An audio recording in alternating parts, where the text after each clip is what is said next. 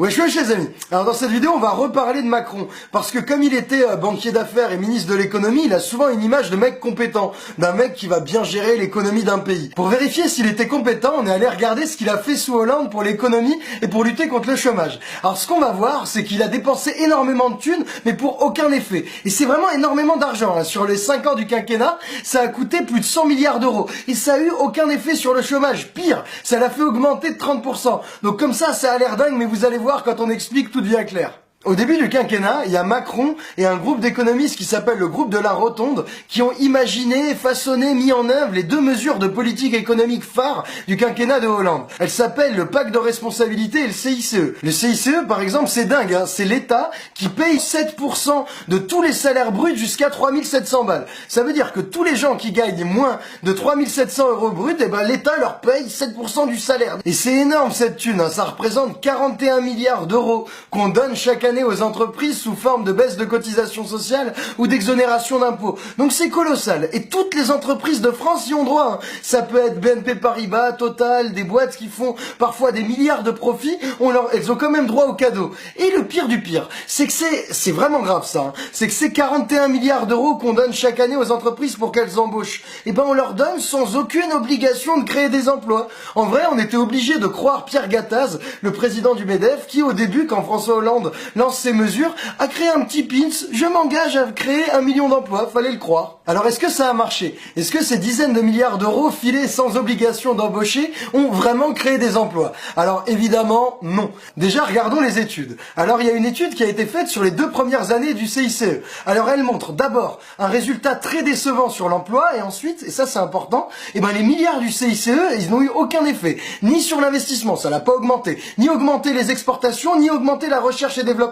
Donc sur les 2 premières années, le CICE c'est bof. Et quel est le bilan du pacte de stabilité et du CICE, les 2 mesures, sur l'ensemble du quinquennat? Sa mesure qui était censée réduire le chômage, elle n'a pas créé 1 million d'emplois, elle a créé 837 000 chômeurs de plus sur tout le quinquennat. Ça fait une augmentation de 30% du nombre de chômeurs. C'est énormissime, hein. Si le mec avec ça, il veut se présenter comme compétent, je sais pas ce qu'il fume. Hein. Et ces mesures qui ont augmenté le chômage de 30% en 5 ans, elles nous coûtent maintenant 41 milliards d'euros chaque année. Hein.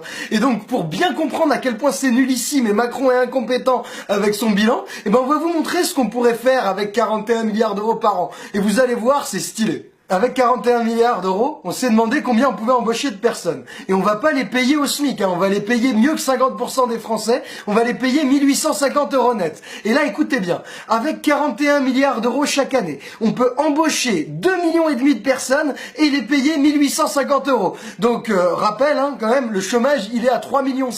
Donc la politique de Macron, c'est vraiment de la merde. Et si, sur les 41 milliards d'euros, vous voulez garder les aides qui allaient aux petites entreprises, parce que c'est vrai qu'elles avaient bien besoin d'être aidées, en tout cas bien plus que BNP Paribas, mais si vous gardez ces aides, il reste encore assez de thunes pour embaucher 1 million de personnes à 1850 euros net. Donc du coup, avec 1 million de personnes, il n'y a plus de problème dans les hôpitaux, dans les écoles, à la police, à la justice, on peut aider les agriculteurs, les éleveurs, il y a plein de trucs qui vont mieux. Au lieu de faire ça et de vraiment s'attaquer au problème du chômage, Macron, il prend les 41 milliards d'euros par an, il les jette un peu comme ça sans regarder. Et ça a eu l'effet désastreux, et ça faut bien l'imprimer, d'augmenter le chômage de 30%.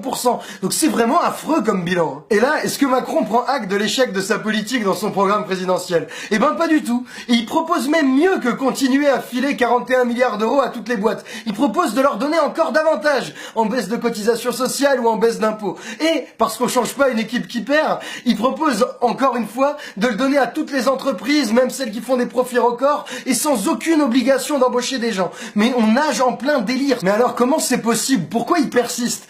C'est parce que Macron et tous les économistes autour de lui et qui sont autour du pouvoir depuis des années, ils n'arrivent pas à penser que pour lutter contre le chômage, on puisse faire autre chose que continuer à baisser les charges et à baisser le coût du travail. Et ce qui est complètement dingue, parce que ça fait des années que ça échoue, et ils continuent à ne pas percuter qu'on peut tenter une autre politique. Le message principal qu'on voulait faire passer, c'est que Macron n'est pas compétent pour faire baisser le chômage et gérer l'économie de notre pays. Ça serait quand même dingue qu'on élise un type avec un bilan aussi nul. Donc c'est méga important que vous taguiez tous les potes, tous les mecs de la famille qui pourraient encore hésiter à voter Macron, parce qu'il faut les informer. Son point fort, c'est pas gérer l'économie. Son point fort, c'est nous envoyer dans le mur et distribuer des milliards sans regarder où ça va. Donc voilà, nous on était contents de faire cette vidéo. On va continuer à nous presser pour la dernière ligne droite et on se revoit très vite. À bientôt les copains.